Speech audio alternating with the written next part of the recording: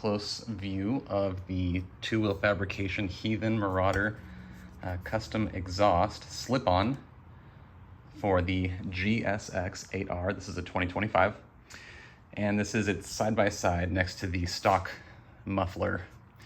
And I just want to give you a size comparison. I mean, it's pretty ridiculous. The weight difference. This comes in at just over 3 pounds, and this is over, I believe it's 12 or 13 pounds. So switching to the Heathen, you get over nearly 10 pounds of weight savings. Aside from the weight advantage and, in my opinion, superior design and look of, compared to the stock, this thing is quality, guys. Like, for real.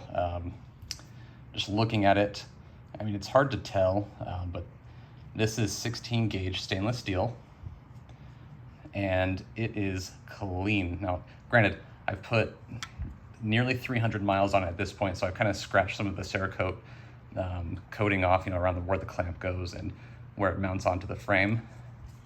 But this thing is really looking good. I feel like it kind of opens up the underneath the motorcycle much better than having that giant chunk of metal in the back. But another huge selling point for this product, something that I really was one of the main reasons I decided to go with it, was because of this. I want to show you that inside the exhaust pipe is the catalytic converter. It is there still. There was no need to do a tune because you do not remove the cat when you install this slip-on exhaust, and there's no other product on the market like this. One that both slips onto the stock pipe and also mounts to the frame without any sort of janky zip tie mounting. It's a really, really good fit. While I show how to reinstall the slip-on exhaust, I'd like to talk a little bit about pricing and specifically comparing the two-wheel fabrication slip-on exhaust to other exhausts on the market. So as you can see, the price is $549.99. It's also important to remember that this exhaust does not require a tune or ECU flash in order to run efficiently, whereas all of the following exhausts that I'm about to review do require a tune, so you will have to also add on another $300 to $500 to the installation of the following exhausts. According to a Google search, the Yoshimura exhaust, probably the more popular exhaust for this motorcycle, came in at $1,200, and the AeroWorks exhaust came in at $1,600. Bruh. Next is the Akrapovic exhausts. You have two options for the GSX8R. We have the standard muffler style, and then the almost like a mock stock look. Honestly, I don't know why you'd spend $1,300 on that. For the muffler, it's $1,500 or so. In my opinion, still overpriced. So next we have another really popular option, the Leo vents. It's coming in around $1,000. Not a bad option. But below that is some, I just typed in Delkovic, but it's about $500 for some like no name, no source exhaust. You can find those all over eBay. Of all of the exhaust options that exist for this motorcycle, these two were actually my favorite, and they are the Ixil and the Tosh. The Ixil comes in around $690 or $650, and the Tosh is around $1,000. But to me, they just seem to have a better tone and grunt, whereas the other Leo Vents, M4, Aero, Akrapovic, none of those had the same quality of tone in my opinion. They all kind of sounded tin canny. I'm gonna get hate for that, but honestly, it just did not like the sound of some of those other really popular exhausts compared to the Tosh and the Ixil. So these were very close. I actually almost pulled the trigger on the Ixil. So decent options. So all things considered, you're going to be paying as low as $900 or as high as $2,000 depending on which of those products you pick when you incorporate the cost of the tune. So I hope that kind of segues into why this slip-on exhaust is such an amazing option, because it totally bypasses the need for that tune, and it's a local product, and you still get an incredible sound, which, as I have demonstrated in some of my other videos, does not have an annoying drone like the Tosh and Ixil are kind of popular for, and you still get a really nice grumble, unlike some of the muffler can styles like the Akrapovich and the Yoshimura's. They have kind of a weird, almost like a ringing metal sound at certain RPMs. I guess what I'm trying to say is that if I'm going to spend $1,300 to $2,000 on a new full exhaust system and tune, I better be in love with that tone, and honestly, I just wasn't from a lot of those big, expensive, common brands. Granted, they all improved the sound of this motorcycle. There's no questioning that they sounded better. I just did not like the tone that some of them gave. I don't know how else to really explain that, but in my opinion, this slip-on, the Heathen Marauder by Two Wheel Fab, is the best, if not on par with some of my favorite tones for this motorcycle.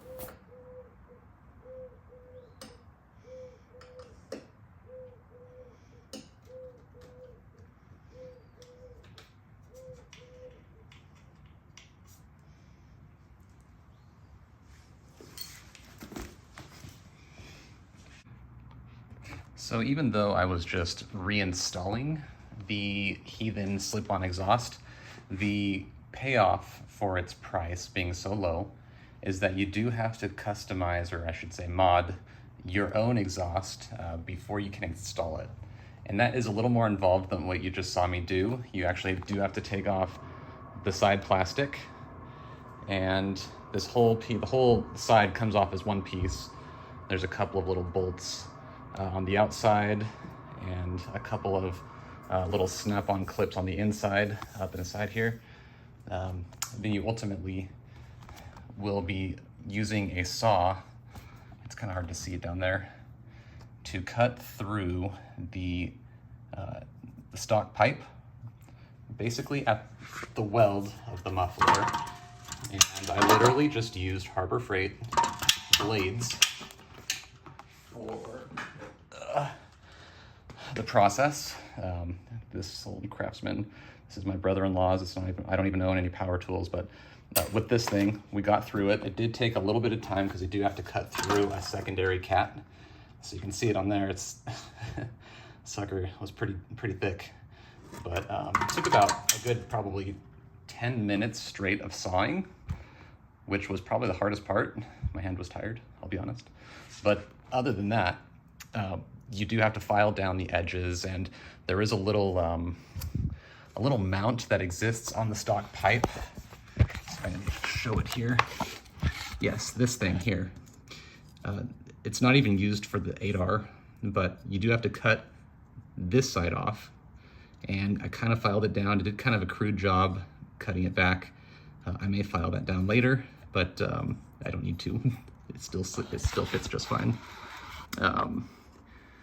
But yeah, that took a bit of grinding with our grinder, and I used just a $8 file from Harbor Freight as well to kind of smooth off the edges so I wouldn't cut myself doing it. But so all in all, it took me about an hour and a half to install it the first time, and then you saw it took about 4 minutes just reinstalling it after all was said and done. You can take it off and on, take it off and put it back on without removing any of the plastics. So that was really nice. That was my first time doing that. But yeah, let's get some sound, baby.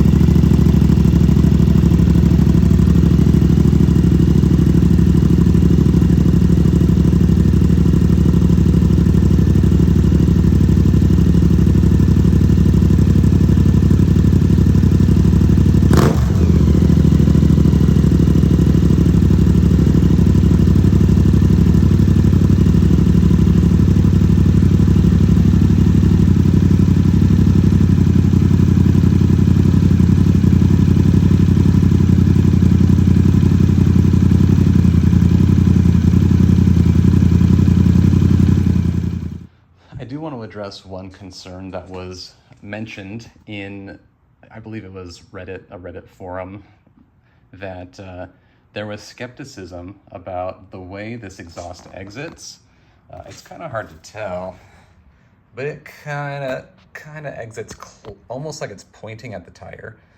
And a post on Reddit mentioned that they were worried that it would wear out, or not wear out, but overheat the right side of the tire.